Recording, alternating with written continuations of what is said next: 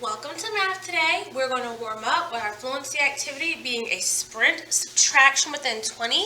That does mean you need your Starry Night Fluency book, the module 1 through 3 edition. We are really close to the end of this book. We're about to retire this book, guys.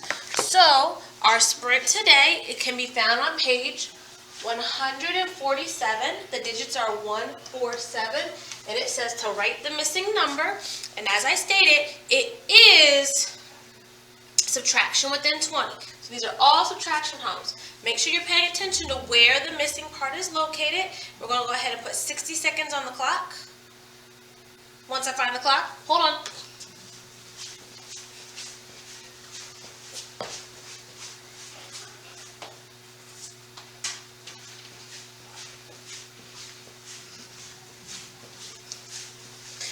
Now that I have the clock, yes, we're going to put 60 seconds on the clock, and that should have given you enough time to get yourself ready, have your book, open to this page, not to have started, because we're going to, wait until I say, I'm not going to say it because I don't want you to think this is the right one. Okay, on your mark, get set, go.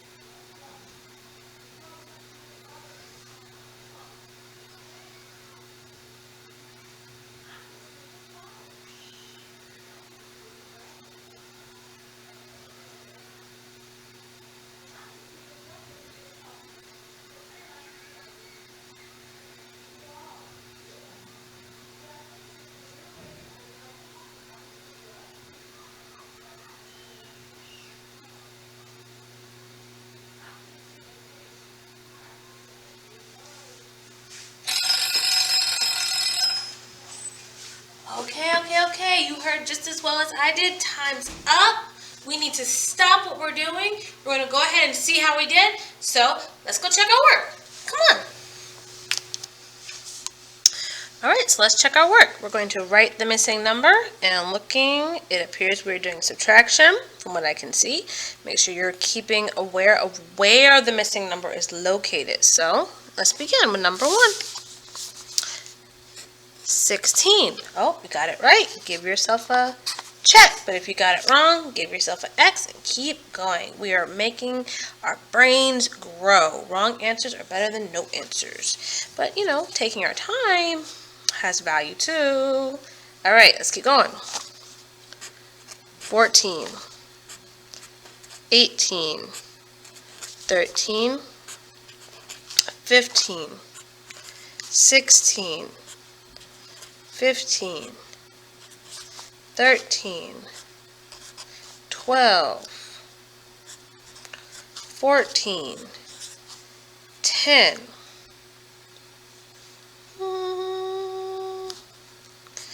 11, 12, 17, 12.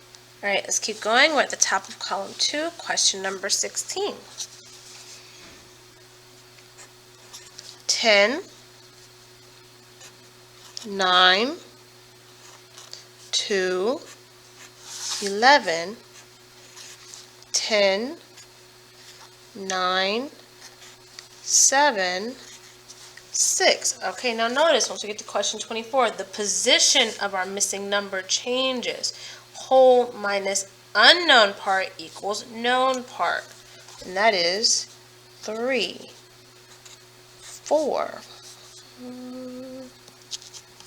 See what I'm doing? I'm counting on. 5. 6. Let's think about this one. Notice we're now missing the whole. So the whole, unknown whole minus a part equals a part. I can add my parts together to find the whole because they're coming from the same number bond. So 9 and 7. Break it apart. 10 and 6 is 16. Whoo, look at that thinking. Look at us make 10s and take 10s. Now, number 20, we are balancing. We want the left to match the right. So 19 minus 5 is equal to 16 minus blank. Well, 19 minus 5 alone is 14. So to make this 14 match this 14, we need to take away 2. 15 minus 8 is equal to blank minus 9. Well, we want the value of this side to be the same as the value of this side. And the value of the left side is 7. So what do I need to put here so that this value is also 7?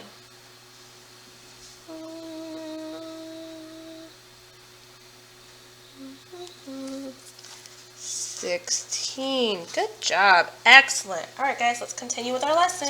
Great job on that sprint, subtracting within 20. I love how hard you're working, guys. So now we're going to go into our application problem, which, as always, can be found in your Learn book, the flower beds. Still the 2 and 3 book, because we are almost done with Module 3, which means we're almost done with the book. Y'all know what I'm looking for. My freshly batteried pointer so I can show you the page number. It is 255. The digits are 255. I'm going to read the problem to you. You'll be prompted to submit your answer to the problem. That's where I want you to spend about 3 minutes working on it. If you don't have an answer, tell me you don't know. That lets me know that you interacted with it and that you tried. If I keep telling you, a wrong answer is better than no answer. I don't know is an answer. Okay? Okay, I'm going to go ahead and read the problem for you. Larry asked his friends whether dogs or cats are smarter. 9 of his friends think dogs are smarter, and 6 think cats are smarter. Make a table to show Larry's data collection. How many friends did he ask? How many friends did he ask?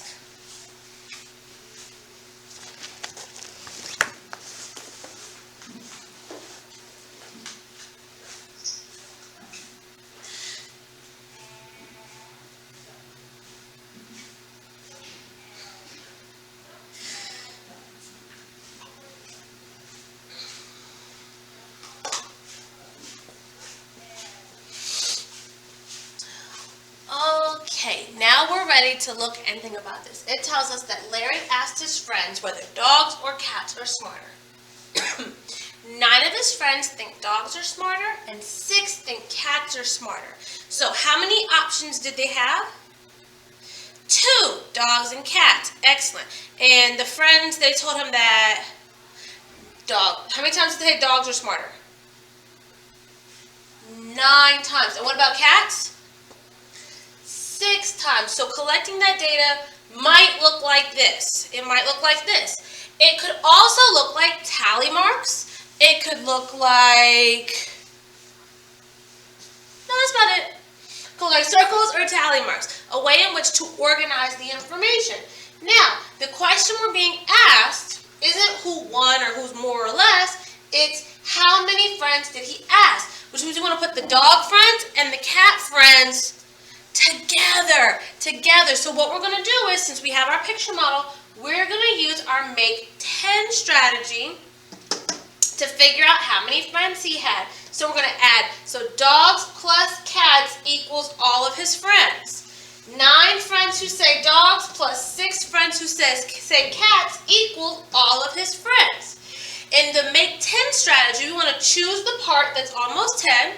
We're going to break the other part into smaller pieces so that we can create a group of 10 and then have the other pieces to add on separately. So 9 and 1 is 10. That leaves us with 10, and how many were left as part of that group of 6?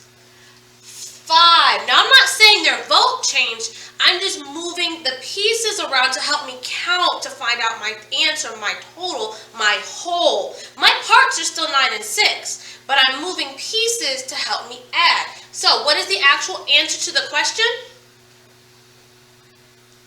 He asked 15 friends. Good. Yes. He being Larry asked 15 friends. Excellent, excellent job, guys. So this goes into our data interpretation and collect, sort, interpret. So get all the information.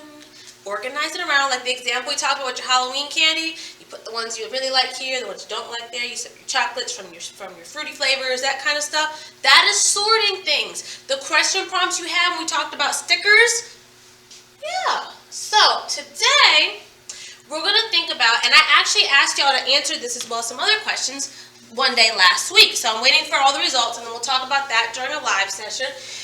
But the topic at hand is favorite rainy day activities. Well, they have a topic. What comes next? If I want to collect information and I know my topic, what will be my next step? Okay, so we have a topic. We need categories. We need categories or options. What are my choices? What are my choices? Well, the choices I asked you guys were, on a rainy day, would you like to read a book? Would you like to watch a movie? Or would you like to play a board game? I gave you 3 choices. Now, none of these choices are the ones that gives your favorite, your absolute most favorite. You pick the one you like the most. Because you have to have a specific set number of choices, or else you can't really collect data that's valuable. Okay, so first we need to make categories. In this case, it's read a book, watch a movie, play a board game. So first we need categories. Then we're going to collect. We're going to do collect, and that's what I'm doing right now. I asked you what you like, and you're going to give me the information. That is me collecting my data. I am in the process of collecting my data. What happens next once my data, I got my categories, I asked the question, I'm collecting your answers. What's next?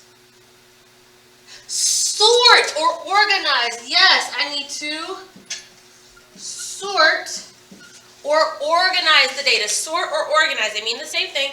The data. I need to put all the watch a movie people here, all the read a book people here, all the play a board game people here, so I can see how many are in each group.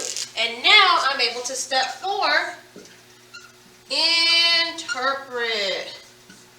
Interpret. I'm now able to figure out who likes what the best, who likes what the least, which activity has what is the difference between the amount of votes that watching a movie got versus playing a board game. I can do step 4, which is answering question about the data we collected. So categories need to be established. We collect the data, we sort the data, and then we can interpret the data. We can attribute meaning to it. Now it has more value. All right, so now we're going to do one together, and I pulled this one out of your Succeed homework book. The other book we're almost done with. Yes, the Succeed homework book, the one with the picture of the bedroom, because in theory that's your homework book, but we use that for our working together, our we do portion of our assignment. This table is on page number 342. Let's take a look at that.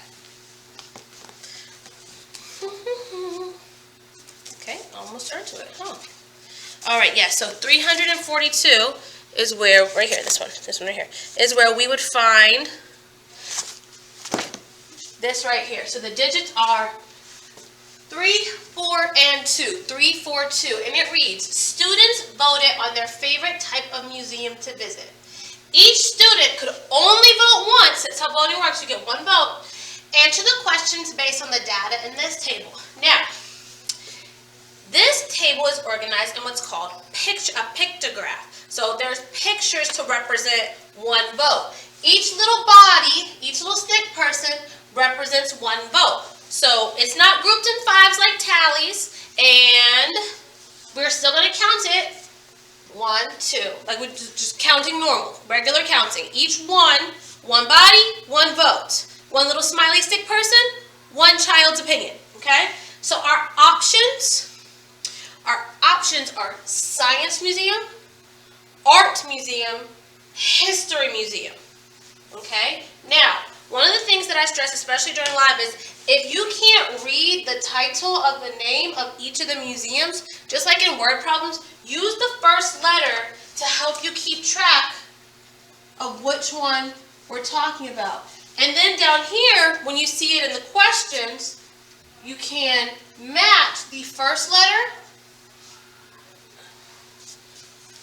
You can match the first letter to which section you're talking about. And that's what you do if you don't have someone to assist you, or if you're really strong with the math, but maybe you're not quite there with the reading yet. There's ways to make this work, okay? And if you're not sure how to do that on your own, what are you supposed to do?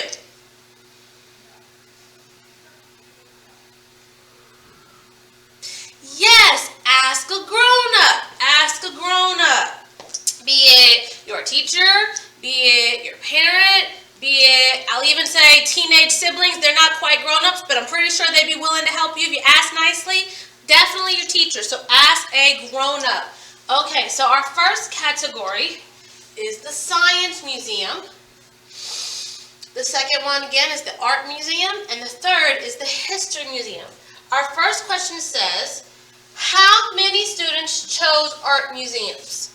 How many students chose art museums? Well, art starts with the letter A. Let's match it. A. Let's count. 1, 2, 3, 4, 5, 6, 8. 8 students chose the art museum. So, in answering the question, we fill in the blank, and the answer is 8. The next question, how many students chose the art museum or the science museum? That means they want us to put the art museum children together with the science museum children. Now, we just counted art museum, correct? Yes. So do I need to count all? Do I need to count all these again and then count science? No, I can start at 8, and so I can say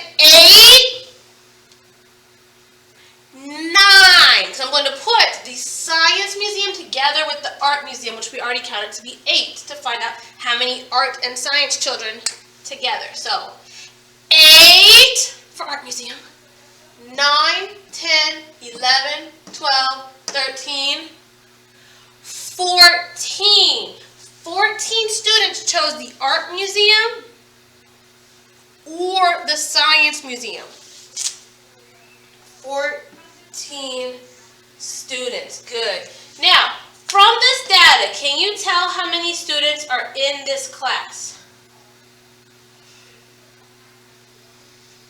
I'm asking, could you tell how many students are in this class from this data?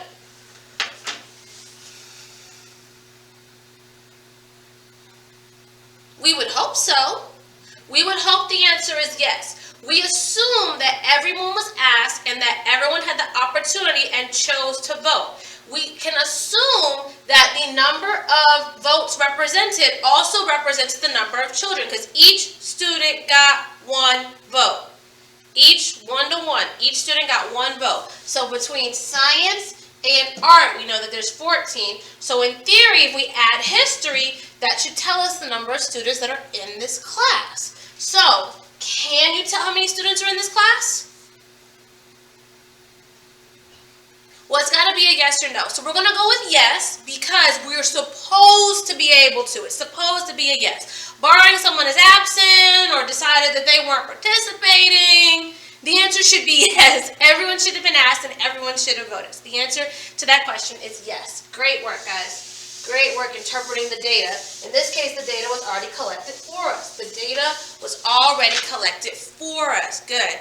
So now, I can introduce you to your homework. Well, not your homework. Your classwork. Your classwork, which is on page 257, front, and 258 in your Learn book. It's in your Learn book. It says to choose a question and pick 3 answer choices. Ask your classmates the questions and then show them the choices. Record the data and then organize it into a chart. So, how are you going to do that?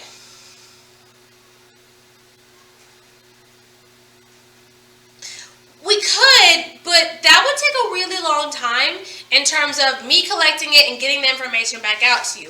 So what we have here is a friend by the name of Maria provided me with the information she collected about her class. Notice, see, I told you, yep, she said she chose what did you like to do on the playground the most. And the options she provided her classmates were monkey bars, swings, and tag. Yes, monkey bars is spelled wrong because she's a first grader and she sounded it out. She did her very best and every sound in monkey is represented here.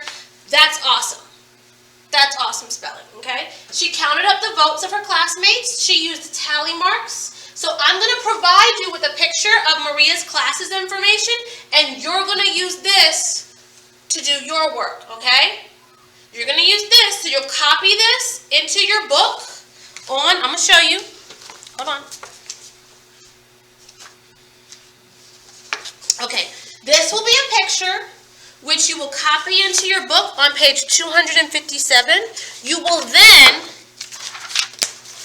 answer the questions on the back side, and I will provide you additional details as to how many students liked blank the best.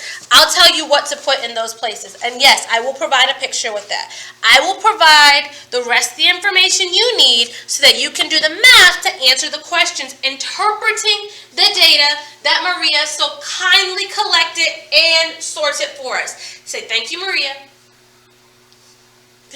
Wasn't that nice of her? Okay, so when you're done with this and you're done taking the time to practice interpreting data, you'll be ready to complete your exit ticket, which will be positioned to you in this Nearpod in the form of a quiz. The actual exit ticket, so you can see the data that has been collected and sorted, is on page number 259.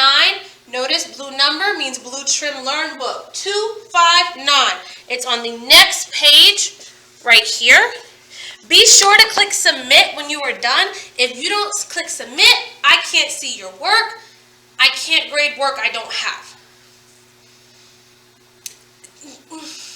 I can't. I can't do it. I'm sorry.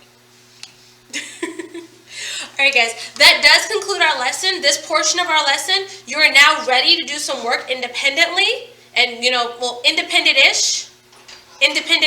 You're welcome to ask for help from any of the grown-ups around you, so independent-ish. But like I said, that's all I have, and I'll see you guys later. Bye!